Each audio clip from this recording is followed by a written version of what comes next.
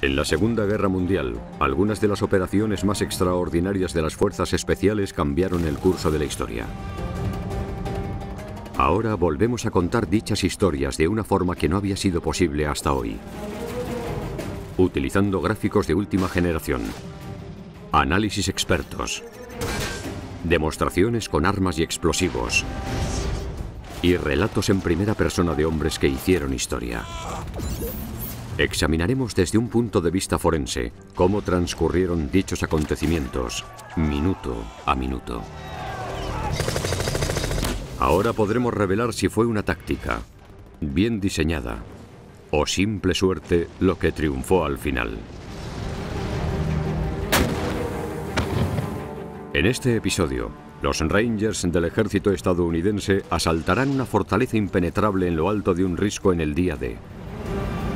Nos lo contará el teniente coronel James L. Rudder y sus manos derechas el teniente primero James Eichner y el teniente segundo George Kersner, quienes estuvieron en el centro de toda la acción. Tuvieron que desembarcar en una playa, escalar acantilados y destruir todas las armas que amenazaban la invasión de los aliados y además enfrentarse a una resistencia enemiga letal. Al acabar este día, solo la mitad de ellos seguirían en pie. Cuerpos de élite de la Segunda Guerra Mundial, los Rangers en primera línea. 6 de junio de 1944, el día de 04:30 horas. A 19 kilómetros de la costa francesa, unos 225 hombres del segundo batallón de los Rangers suben a bordo de 10 lanchas de desembarco británicas. Al partir, los Rangers se preparan para el peligroso viaje que les espera. Su objetivo es Pointe du Hoc, una fortaleza que se proyecta sobre el Canal de la Mancha y que contiene 6 piezas de artillería letales que deben ser destruidas. Amenazan con hundir la que posiblemente sea la misión más importante de la guerra hasta el momento. Tras 4 largos años, las fuerzas de Hitler han dominado Europa y amenazado la paz mundial. Los británicos han tenido que retirarse hacia sus propias costas, pero ahora ellos y sus aliados norteamericanos han vuelto con el ataque más audaz de toda la Segunda Guerra Mundial, el día D. En las próximas horas, 156.000 tropas aliadas invadirán el norte de Francia. Su misión consiste en encabezar un segundo frente por el oeste, obligar a los alemanes a retroceder, tomar Berlín y reconquistar Europa. Si fracasan, podrían perder la guerra. El enemigo está preparado para el ataque y los obuses de 155 milímetros que tienen en Pointe du Hoc son capaces de disparar 2 rondas por minuto y de hundir barcos a más de 16 kilómetros en el mar. Los barcos de la flota invasora serán una presa fácil, a menos que alguien destruya dichas armas. En un principio, la invasión se había preparado para el 5 de junio, no para el 6 de junio. Y cuando Eisenhower tuvo que retrasar el ataque por el clima, todos los soldados tuvieron que pasar casi todo el día en los barcos en los que estaban, expuestos a dichas condiciones climáticas, incómodos y abatidos. Aún no habían empezado y ya estaban desesperadamente alicaídos.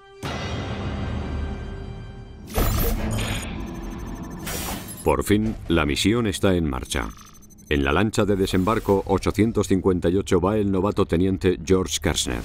Este antiguo camarero de una heladería acababa de pasar el proceso de selección de los Rangers en Inglaterra.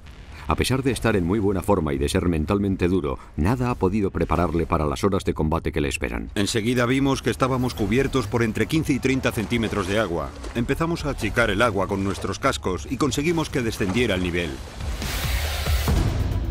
Las lanchas de desembarco que encabezan el ataque están hechas de madera y han sido reforzadas con una coraza extra para hacerlas menos vulnerables ante el fuego enemigo. Pero el peso extra hace que estos barcos, ya de por sí muy cargados, vayan más despacio aún. Y el clima que hay hoy en el canal tampoco ayuda. A bordo de la lancha 860 va el cabo de 23 años Raymond Randau, de Rhode Island. Un muchacho fuerte y polifacético, considerado uno de los mejores nadadores de todo el batallón. También novato en combates, Randau y el resto de hombres a bordo se ven abrumados por tal cantidad de agua.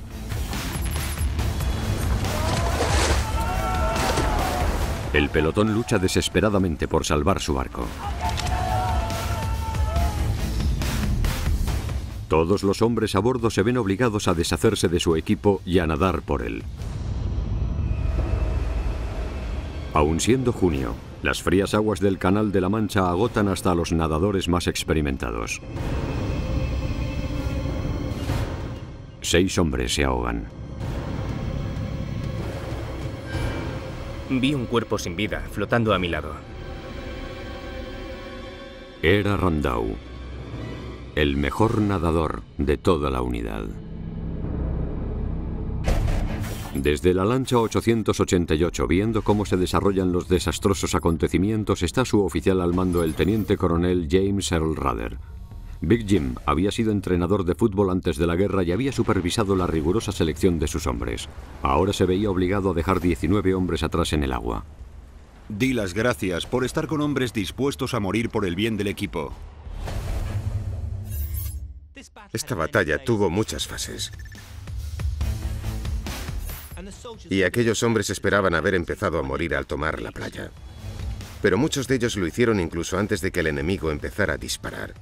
En la Segunda Guerra Mundial el riesgo era muy alto y el valor de las vidas de los soldados muy bajo.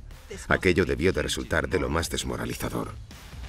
Los supervivientes fueron rescatados con graves signos de hipotermia, pero fueron los afortunados. El resto de la unidad tendría que enfrentarse a una misión suicida. El plan. El plan para asaltar las defensas y el emplazamiento de las armas de Pointe du Hoc fue complejo. Los bombardeos navales y aéreos estaban programados para empezar a las 6:30 de la madrugada, el momento exacto en el que se suponía que la invasión principal y la flotilla de Rudder llegarían a la costa. Una compañía debía tomar el lado oeste de Pointe du Hoc, mientras otras 2 tomaban el este de forma simultánea.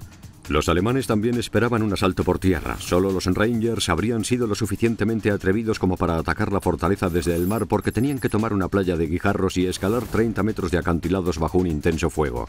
Y ahí sería donde realmente empezaría su lucha, para acabar con defensores bien protegidos y resueltos y para destruir sus armas antes de que pudieran utilizarlas contra los primeros desembarcados. Los que sobrevivieran tendrían que abrirse paso y atravesar la fortaleza hasta la carretera principal, y tendrían que bloquearla para hacer frente a los inevitables contraataques alemanes a lo largo de toda la carretera. Los comandantes de los aliados creían que este asalto les llevaría solo media hora, por tanto su margen para pedir refuerzos acabaría a las 7 de la madrugada. Después los hombres de Rudder estarían solos y deberían aguantar hasta ser relevados, cuando fuera posible. Pero Rudder no estaba convencido de que aquel plan fuera a funcionar. Cualquiera estaría loco por intentar algo así. Era una locura entonces y sería una locura hoy en día. Los soldados alemanes eran una especie de mezcla entre veteranos y nuevos reclutas. Algunos llevaban bastante tiempo luchando y otros acababan de unirse. Había varios cientos en aquella zona y los norteamericanos no tenían muy claro dónde estaban, pero sabían que aquel lugar estaba fuertemente protegido. Los Rangers inician su aproximación final y en la lancha 722 va a la mano derecha de Rudder el teniente primero James I. Eichner. Pronto se da cuenta de que el plan va terriblemente mal. Había suficiente luz como para ver el terreno, y estaba claro que las cosas no iban bien. Estábamos a unos 4 o 5 kilómetros al este de Pointe du Hoc. La marea les ha alejado de su punto de desembarco y les ha llevado hacia los acantilados equivocados. Al darse cuenta del catastrófico error, el teniente coronel Rudder da la vuelta para volver a dirigirse hacia la costa. 6:30. Finaliza el plazo para desembarcar en el día D. En la lancha 668 Bud Lommel, un antiguo guardafrenos nacido en Brooklyn y sargento primero, está al mando de un pelotón de Rangers. Debido a un error de navegación, habíamos perdido aproximadamente una media hora. Pensamos, Dios, no tenemos tiempo, ya llegamos tarde. Pero ahora todas las fuerzas de la invasión principal están al alcance de los alemanes. Los Rangers se ven obligados a seguir avanzando paralelos a la costa a tan solo 7 nudos, y aún les quedan 3 kilómetros por delante. El resto del plan debe continuar como un reloj, tal y como estaba planeado, para permitir el bombardeo y que comience el asalto. El problema es que no están cerca de la playa. Esto les da a los defensores alemanes la oportunidad de salir de sus búnkers y ver cómo se acercan las lanchas de asalto. Inmediatamente empiezan a cargar contra ellos.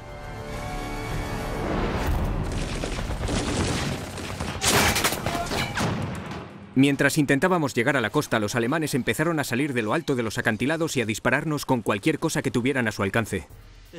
Hay un viejo dicho en el ejército: ningún plan sobrevive al primer contacto. Así que desde el principio tuvieron que defenderse. Los alemanes tenían todas las bazas. Estaban disparando desde una plataforma estable, mirando desde arriba al enemigo. Y tenían, sin lugar a dudas, la mejor ametralladora construida durante la Segunda Guerra Mundial.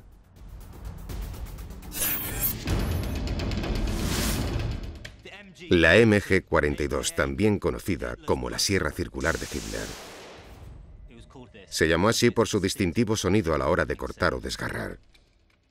Disparaba una gran cantidad de balas, estaba alimentada por cinta y disparaba 7,92 proyectiles por ronda. Era un arma muy temida por los aliados, con una distancia efectiva de unos 1.100 metros. Pero la flotilla de Rader está ahora a menos de 915 metros de las ametralladoras alemanas y sus hombres están dentro de la zona de alcance. A esta distancia una bala tarda un segundo en cubrir dicha longitud y seguro que 20 rondas más salieron de aquel arma durante ese periodo de tiempo. El infierno se abrió ante nosotros. Recuerdo cómo las primeras balas empezaron a golpear nuestro barco. Exclamé: Dios mío, estos tipos van en serio. Los alemanes nos estaban disparando como si fuéramos patitos en un barreño. Justo delante de Eichner, en la lancha 722, el soldado John J. Shilmon recibe un balazo en el pecho. Afortunadamente, sobrevive.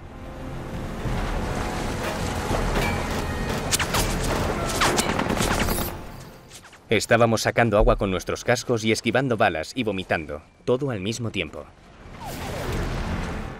Los alemanes tenían una posición perfecta para defenderse. Tenían buenas vistas del mar y una zona de tiro en la playa. Además, contaban con la defensa natural de las montañas. Debieron pensar que nadie podría arrebatarles su posición.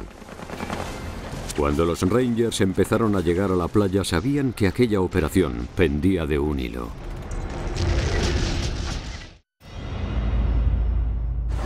Los hombres de Rader llegan 20 minutos tarde y temen que si no asaltan pronto los acantilados, los primeros desembarcos lleguen a fracasar.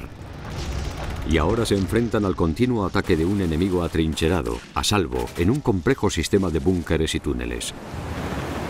La marina de los aliados pronto llega para ayudarles y emprende una nueva misión de ataque.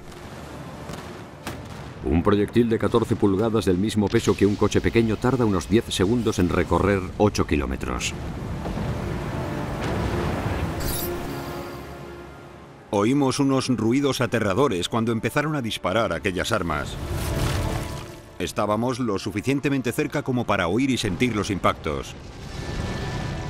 ¿Cómo podía seguir alguien con vida en la playa con tal bombardeo? Este proceso obliga a los defensores a ponerse a cubierto. El uso de artillería puede ser devastador. En Pointe du Hoc, los búnkeres y los emplazamientos de las armas estaban hechos de hormigón reforzado, a veces de casi 2 metros de espesor, y las tropas escondidas dentro podían soportar prácticamente cualquier bombardeo. Los Rangers debieron sentir un gran subidón de moral al saber que los alemanes habían sido sometidos a un fuego tan intenso. 7 horas. Desembarcos del día D más 30 minutos. Los Rangers por fin están a punto de iniciar su ataque, pero llevan al menos media hora intentando desembarcar. Tienen que llegar hasta las armas lo antes posible antes de que les ataquen a ellos en las playas de Omaha y Utah. Rader se ve obligado a modificar su plan. En vez de atacar a los alemanes desde ambos lados y flanquearles, tendrán que desembarcar como una unidad y llevar a cabo un ataque frontal completo, contrario a cualquier entrenamiento previo a la misión. De repente se nos ocurrió a todos: no vamos a poder hacer aquello para lo que nos han entrenado. 7-10 minutos. Comienza el ataque de los Rangers. Con 40 minutos de retraso, los Rangers por fin se ponen en acción. En la lancha 888 de Rader, antes de bajar la rampa, el sargento Bogueto dispara a un alemán que está en lo alto del acantilado. Intenten darle algo estando agotados, calados y preocupados porque alguien les vuele la cabeza. Ha sido un disparo de lo más instintivo y habilidoso hecho a casi 45 metros desde una plataforma en movimiento. Pero los alemanes restantes están listos y esperando. No hay tiempo para técnicas ni tácticas. Solo el valor les permitirá cruzar la playa. Era muy importante aprovechar el impulso y el impulso.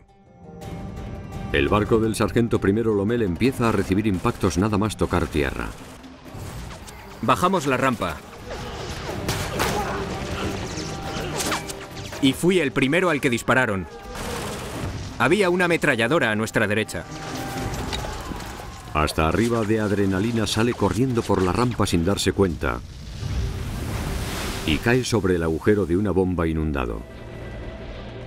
Bajo un intenso fuego, sus compañeros le rescatan.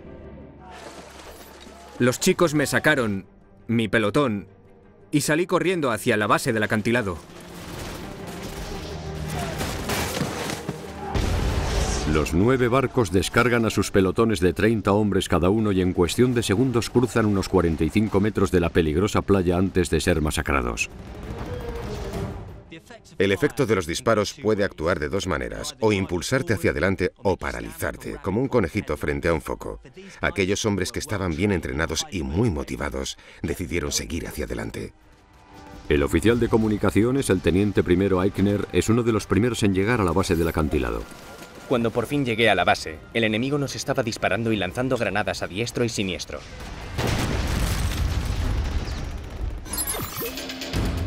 La infantería alemana estaba equipada con granadas de mango. El modelo 24 o Stahlhelm-Grante era conocido por los aliados como el aplastador de patatas por su forma. El mango de madera era ideal para lanzarlas y soportaba una carga de TNT con una varilla de acero. Eran letales a una distancia de 13 metros. Los alemanes que están en la cima inician un bombardeo letal contra los Rangers que están debajo. El teniente Kershner, inexperto en combates, no es capaz de ponerse a cubierto. Solo podía pensar en que aquello era un terrible error. Era la primera vez que vivía algo así y estaba aterrado.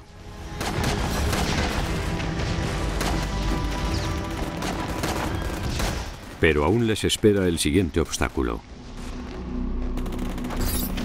En nuestra mente estaba el reto de escalar aquel acantilado.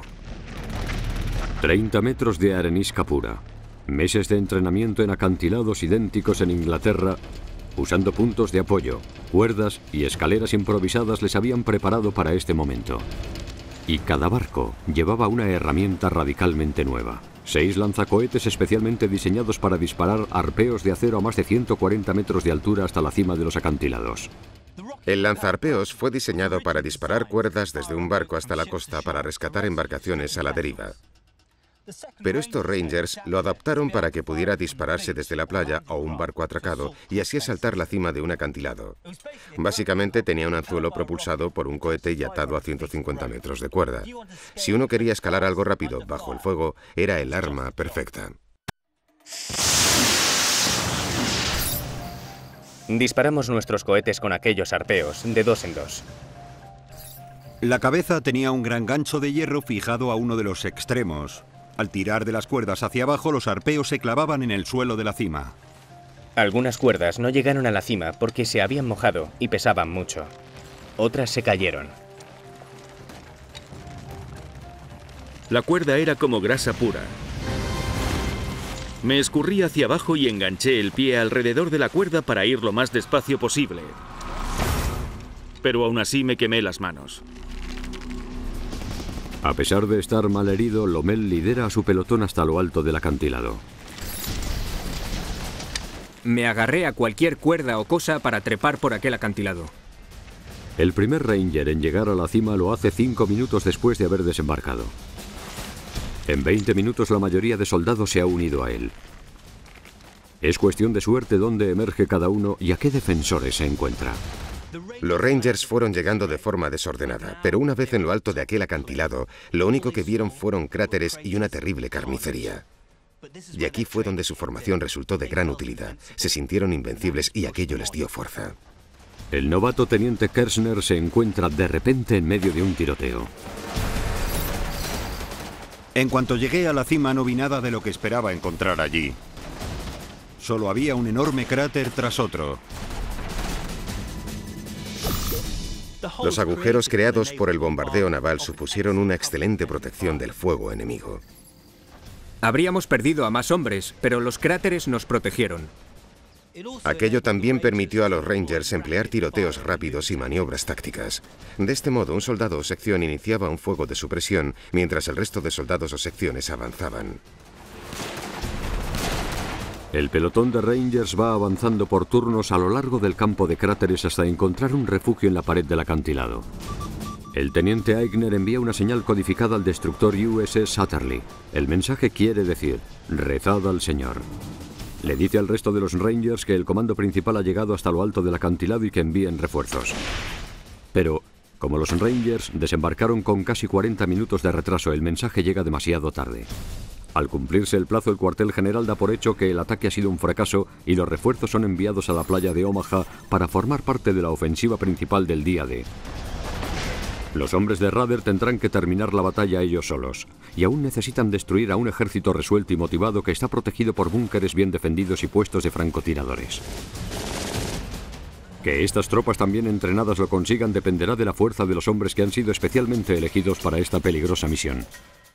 La creación de los Rangers en la Segunda Guerra Mundial se produjo porque los norteamericanos, en especial Franklin Delano Roosevelt, el presidente, vio el gran éxito que habían tenido los comandos británicos. Quería una fuerza similar en el ejército estadounidense. Para asegurarse de que tenía lo mejor de lo mejor para lo que más tarde se conocería como Killing Ground de Normandía, el teniente coronel Rader redujo las cifras de forma drástica. Al final de la formación solo quedaron 550 de los 2000 voluntarios iniciales. 7:30. Asalto más 20 minutos. Con la invasión de los aliados en su punto álgido, las playas y acantilados de Normandía se convierten en un auténtico campo de batalla. Pero por alguna razón las armas más grandes siguen en silencio. Ahora los Rangers dominan una franja de tierra a lo largo del borde del acantilado. Rodeados por el enemigo, les están disparando desde diferentes posiciones. A su derecha, un búnker de hormigón desde el punto más alto. Al oeste, un cañón antiaéreo de 20 milímetros. Y al este, un puesto de ametralladora fortificado. Los alemanes que estaban en lo alto del acantilado debían sentirse muy seguros en sus búnkeres, pero entonces tuvieron que enfrentarse al violento ataque de los Rangers, que no dejaban de avanzar y avanzar. Seguro que aquello hizo correr el miedo y el pánico entre los alemanes, pero tenían que quedarse y luchar. Los Rangers debían neutralizar a los objetivos con los equipos y armas que habían conseguido subir hasta la cima. Los soldados de élite de Rader del día D eran diferentes a los del ejército de infantería estadounidense estándar. Llevaban su exclusiva insignia pintada con orgullo en la parte de atrás de sus cascos. Llevaban chalecos de asalto especialmente diseñados y con múltiples bolsillos en lugar de las habituales cinchas. La mayoría de ellos luchaban con los tradicionales fusiles M1 Garand. Como arma de infantería era estupenda. Tenía un poder de detención increíble. Disparaba 7,62 proyectiles por ronda y su impacto era realmente fuerte. El Garand era inusual porque no tenía recámara como tal. Estaba alimentado por un peine en bloque de 8 cartuchos y se cargaba desde arriba. El fusil ya está listo. Disparará 8 precisas rondas a una buena distancia. Y cuando esté vacío, lo sabrán. El general Patton lo llamó la mejor herramienta de guerra jamás creada. Los diferentes pelotones tenían órdenes individuales de ocuparse de los 6 emplazamientos de armas. El sargento primero Lommel, a pesar de estar herido, había conseguido introducir a su pelotón 182 metros tierra adentro a tan solo 45 metros del emplazamiento de armas número 4, la primera parte de su objetivo. Intentamos saltar al siguiente cráter y aquello retuvo a una docena de nuestros hombres. Había francotiradores y ametralladoras disparándonos, así que esperábamos un momento y si había un alto el fuego, salíamos de ese cráter y pasábamos al siguiente. Cuando te están disparando es normal que quieras ponerte a cubierto, pero eso puede llegar a ser más peligroso aún. Parece contraintuitivo, pero le da más tiempo al enemigo para ir a por ti. Lo que hay que hacer es no dejar de moverse y enfrentarse al enemigo. Los Rangers están perdiendo a sus hombres más experimentados. Los comandantes de las 3 compañías habían muerto, y los tenientes como yo habíamos asumido el mando en todos los casos. Cuando el pelotón de Lommel ataca el emplazamiento de armas número 4, saben que los alemanes podrían estar a tan solo 9 metros de distancia. Corrimos lo más rápido que pudimos, esquivando los puestos de armas hasta llegar a aquel que nos habían asignado. Reptando por el campo de batalla, Lommel y su pelotón son los primeros en llegar a uno de los emplazamientos que tanto les han costado atacar.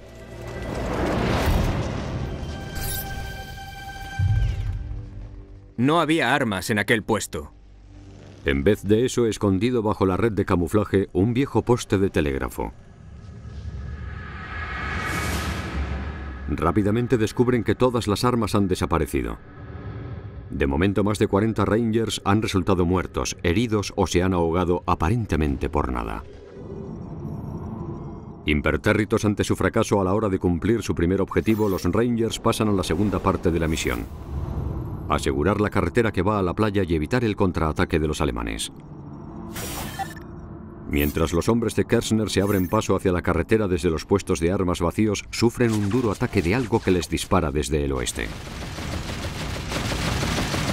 Se trata de cañones que disparan proyectiles de 20 milímetros diseñados para derribar aviones en el cielo a más de 1800 metros de altura. Para multiplicar su potencia, a veces tenían una configuración rotativa. Eso les hacía especialmente devastadores al ser dirigidos a objetivos de tierra a tan solo 180 metros de distancia.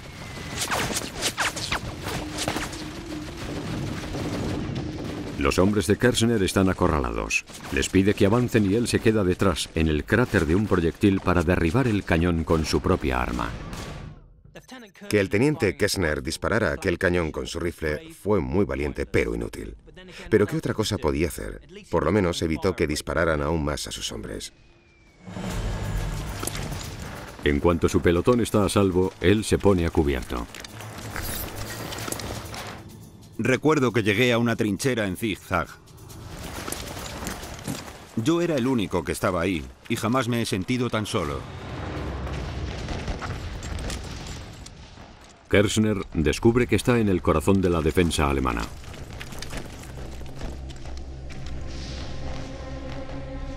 Cada 25 metros debía enfrentarme a una curva.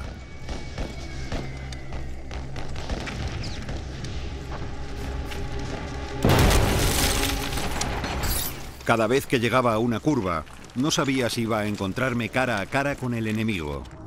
Mientras Kershner está perdido en el sistema de trincheras del enemigo en el acantilado, Rader ya ha establecido su centro logístico en un cráter de gran tamaño. Pero están acorralados por una ametralladora situada al este. La patrulla de control de tiro de Rader intenta ordenar un tiroteo naval, pero la mayoría de sus radios están mojadas y no funcionan. Así que Rader ordena al teniente primero Vermeer, un ingeniero, que vuele el búnker con explosivos. Reúne a varios hombres y sigue avanzando a gatas. Avanzamos de cráter en cráter hasta llegar a campo abierto. Cuando nos quedamos sin cráteres en los que escondernos, solo había campo abierto. De repente me invadió la sensación de que sería imposible llegar a nuestro objetivo sin perder a numerosos hombres. Cargar contra los puestos de las ametralladoras era imposible. Hagan los cálculos. Vermeer estaba a 200 metros de distancia. Un atleta olímpico habría tardado 20 segundos en cubrir dicha distancia. Y eso sin munición, sin rifles y sin chaleco. Y sin un arma disparando cientos de rondas hacia él. Era un suicidio. Pero justo cuando están preparados para asaltar el búnker, Rader ordena a Vermeer que vuelva. La patrulla de control de tiro ha conseguido reparar las radios.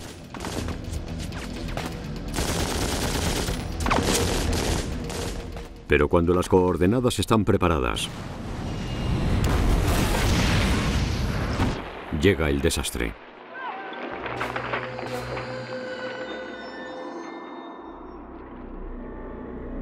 Reciben un impacto directo, lanzado desde uno de los buques de guerra de los aliados.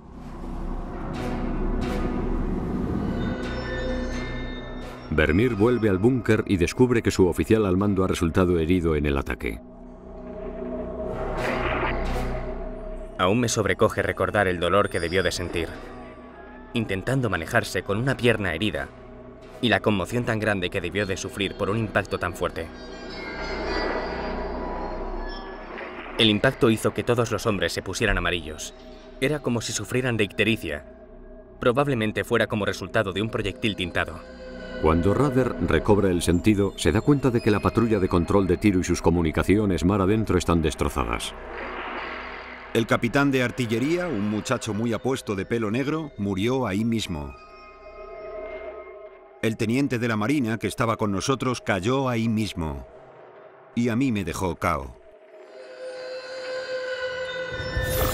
Tras la muerte del capitán de artillería y del observador, pierden las posibilidades de corregir el apoyo de fuego. El teniente coronel Rudder sabe que pueden volver a atacarles. Supone un dilema terrible. El teniente primero Eichner, el innovador oficial de comunicaciones, tiene un plan para enviar las coordenadas del búnker hasta el barco. Habíamos conservado algunas de las lámparas de señales de la Primera Guerra Mundial. Era una herramienta de lo más útil. Usamos esas lámparas para ajustar la ofensiva naval. Aquello nos salvó la vida en un momento crucial.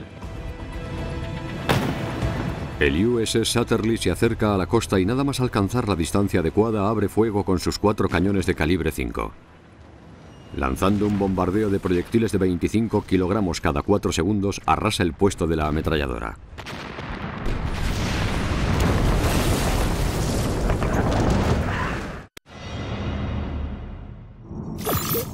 Juan de Hock es una fortaleza natural protegida a ambos lados por acantilados.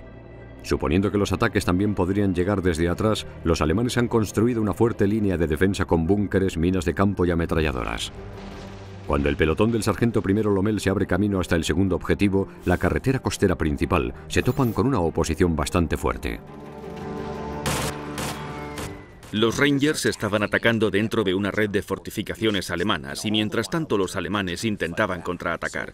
Estaba siendo una batalla muy sangrienta a distancias extremadamente cortas y no hacían más que girar esquinas y atravesar puertas sabiendo que los que estaban defendiendo el búnker podían dispararles, atacarles con una bayoneta o hacerles saltar por los aires. El equipo de Lommel se abre paso a través de alquerías en ruinas, pero se topan con la oposición alemana armada con un fusil automático revolucionario. Este es el MP-40, es el clásico subfusil alemán. Si han visto alguna película de guerra, seguro que han visto esta arma. El MP-40 está equipado con un sistema plegable. Si apretamos el botón, se coloca debajo y el arma se convierte en una empuñadura. Hacemos lo mismo, apretamos el botón y vuelve a ser un fusil. Su funcionamiento y su acción se deben a un mecanismo muy sencillo. Y por eso los alemanes confiaban tanto en ella. Era un arma fantástica. Si el MP-40 tuviera una desventaja, sería su longitud y la posición de la recámara. En posición horizontal, la recámara descansaba sobre el suelo, haciendo que el rifle se elevase. Había que exponerse y colocarse encima de lo que fuera para poder disparar el rifle de forma eficaz. Media docena de ellos salieron. Conseguimos que salieran. Nos enfrentamos a ellos y huyeron corriendo como conejos. A pesar de resultar herido en el asalto inicial en la playa, Lommel ha dirigido a su pequeño pelotón durante 1 hora de intenso fuego en un espacio reducido. Partió con 22 hombres, pero cuando llega al segundo objetivo, solo le queda una docena de supervivientes. Nuestras órdenes secundarias consistían en establecer una barricada en la carretera costera. Pero entonces se percata de algo. Jack Kuhn, el líder de mi pelotón, y yo vimos unas marcas grabadas en el suelo y pensamos que algo pesado tenía que haber pasado por ahí.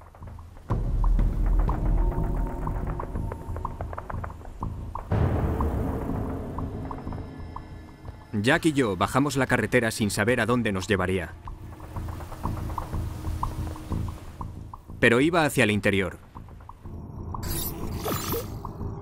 Llegamos a un valle o pequeña hondonada con camuflaje por todas partes.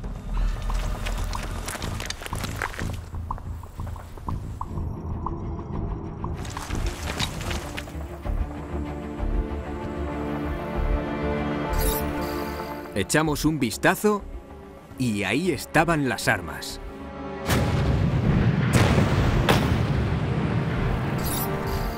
Fue pura suerte, Todas estaban en perfecto estado. A aproximadamente 1,5 kilómetros hacia el interior, los alemanes habían escondido la artillería de 155 milímetros para protegerla del fuego y de los bombardeos. Allí no había nadie. Miramos a nuestro alrededor con cuidado y dije: Jack, cúbreme e iré hasta allí para destruirlo todo. Los Rangers llevaban un arma muy especial para esas situaciones. Aquí tenemos una granada termita, y es una granada, no es un explosivo, es un dispositivo térmico. La termita contiene una mezcla de óxido de hierro y polvo de aluminio. El aluminio quiere oxidarse y la única forma de conseguir el oxígeno que necesita es cogiéndolo del óxido de hierro. Lo que ocurre es que el aluminio se quema y dicho proceso genera muchísimo calor. Cuando le quitamos la anilla a una granada termita, los dos componentes que lleva en su interior se combinan de forma agresiva, produciendo lo que se conoce como una reacción exotérmica y generando hasta 2500 grados Celsius, más que suficiente para derretir el acero. Aquí tenemos una zona descolorida y esta parte de aquí está muy caliente y aún tiene un color rojo brillante justo debajo. Se nota el calor radiante. En el interior habrá un charco de acero derretido. Esta arma estará en muy malas condiciones. Sin duda la granada termita ha cumplido su función, ha quedado inutilizada. Entré y coloqué las granadas termita en el mecanismo transversal, y aquello derritió sus engranajes en un momento. Las letales armas de Pointe du Hoc ya no suponen una amenaza para el día D. Los Rangers han conseguido su objetivo principal. Pero cuando Lommel y Kuhn abandonan la zona, no saben que al lado hay otra patrulla Ranger. Han encontrado la munición de esas armas, colocado explosivos y están huyendo de la zona. Lommel y Kuhn siguen dentro del área de detonación cuando la munición salta por los aires.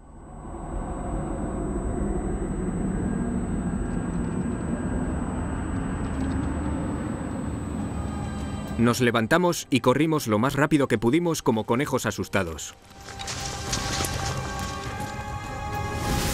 Envían noticias al cuartel general de Rader en lo alto de los acantilados. Las armas han sido inutilizadas y la carretera está cortada. Los Rangers de Pointe du Hoc han sido los primeros norteamericanos en cumplir su misión el día D. Deciden enviar un mensaje al USS Satterley. Misión cumplida. Necesitamos munición y refuerzos, muchas víctimas. Pero aún les espera la tarea más difícil de todas. El segundo batallón de los Rangers se ha hecho con las armas y ha bloqueado la carretera. Pero para completar la misión, Rader debe defender Pointe du Hoc de los inevitables y duros contraataques alemanes hasta que lleguen los refuerzos. Pero una hora después, Rader recibe respuesta. Es la peor noticia imaginable. No hay refuerzos disponibles. Todos los Rangers han desembarcado. Como el ataque del segundo batallón de los Rangers a Pointe du Hoc comenzó 40 minutos tarde, todos los refuerzos fueron desviados a otras zonas. Pero la playa de Omaha se está convirtiendo en una sangrienta masacre. Cuando acabe el día habrá más de 2000 muertos, y las tropas seguirán acorraladas en las playas. Los supervivientes de Rader están solos. Es más, los soldados están divididos y no tienen ni idea de cuánto más podrán mantener sus posiciones.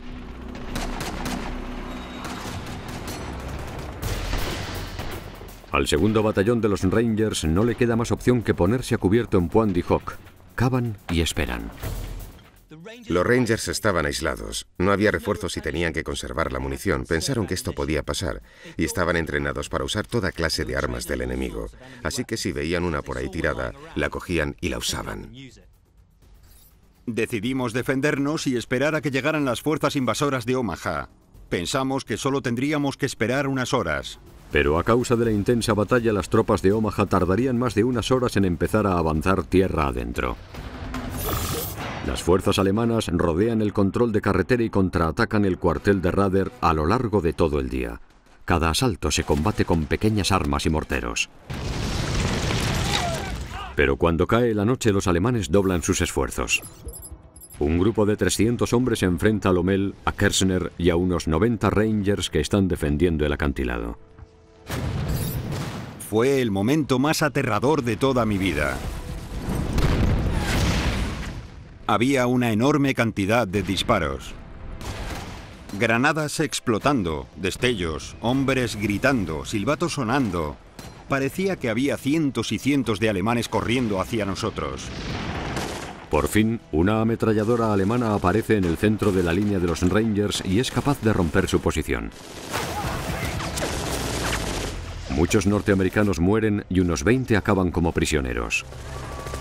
Lommel y Kershner sobreviven al asalto, pero su posición alrededor de la carretera se viene abajo y los Rangers se ven obligados a retirarse hasta el cuartel general de Rader. Los alemanes están a punto de recuperar Pointe du Hoc. Esta es la última opción de Rader. Envía a sus hombres a crear una nueva línea defensiva alrededor de los puestos de armas. Para mantener su posición, pone en marcha la clásica defensa total. Para que puedan entenderlo, imaginen la esfera de un reloj con todos sus números ocupados por arcos de fuego superpuestos. Queda poca munición y pocas armas. Durante las primeras 24 horas, nos contraatacaron 5 veces. El 7 de junio, al amanecer, el cuartel general del teniente coronel Rader solo alberga un 40% de sus soldados iniciales. Solo 90 de aquellos 225 soldados siguen en pie y son capaces de luchar. Los Rangers supervivientes se enfrentan a un bombardeo constante de los alemanes a lo largo de todo el día y la noche siguientes. En una batalla desesperada comienzan a utilizar las últimas reservas de munición. Por fin, 48 horas después del ataque inicial, llegan los refuerzos de los Rangers. Estábamos tan contentos. Eran los primeros hombres de Omaha que veíamos. Por fin éramos conscientes de que la invasión había llegado para quedarse. A las 11:35 de la mañana llega un mensaje al cuartel general de que Pointe du Hoc ha sido asegurado y la batalla ganada.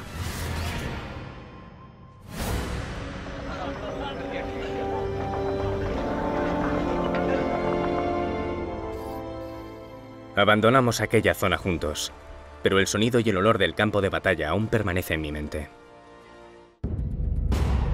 George Kershner recibió la Cruz por Servicio Distinguido por su labor en Pointe du Hoc. Kershner continuó en el ejército después de la guerra y fue ascendido a coronel. El sargento primero Lommel también fue condecorado con la CSD. A pesar de estar herido, encontró las armas escondidas y las destruyó arriesgando su vida.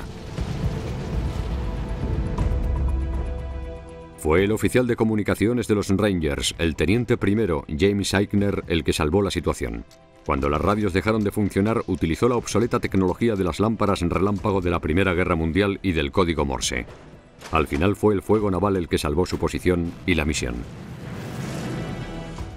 Los Rangers de Pointe du Hoc fueron las primeras fuerzas norteamericanas del día D en cumplir su misión, y estamos orgullosos de ello. El segundo batallón de los Rangers recibió una citación presidencial por sus increíbles logros. 13 hombres fueron galardonados con la Cruz por Servicio Distinguido, incluyendo al teniente coronel Rader. Se retiró del ejército como teniente general y como un héroe nacional.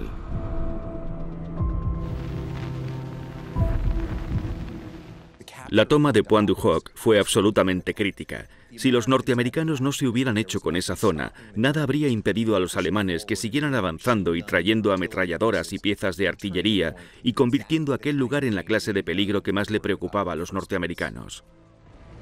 Los 225 hombres del segundo batallón de los Rangers que precedieron la invasión de Francia a manos de los aliados ayudaron a cambiar el curso de un conflicto mundial. Los Rangers lideraron el camino hacia la victoria de la Segunda Guerra Mundial.